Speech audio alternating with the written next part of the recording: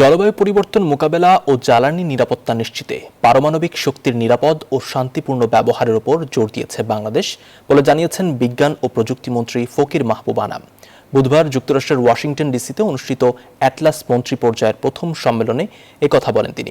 যুক্তরাষ্ট্রের জ্বালানি মন্ত্রী ক্রিস রাইট ও আন্তর্জাতিক পরমাণু শক্তি সংস্থার মহাপরিচালক রাফায়েল মারিয়ানো গ্রোসের উপস্থিতিতে এই সম্মেলনে বাংলাদেশ সহ ১৯টি দেশ অংশ নেয়। সামুদ্রিক ক্ষেত্রে উন্নত পারমাণবিক প্রযুক্তির ব্যবহার বাংলাদেশের জন্য নতুন সম্ভাবনার দ্বার উন্মোচন করছে বলেও মন্তব্য করেন তিনি। Nuclear energy is increasingly recognized for the role it can play in an accelerated transition to carbon reduction. Bangladesh recognizes the inclusion of nuclear energy in the outcome of first global stock take under the Paris Agreement.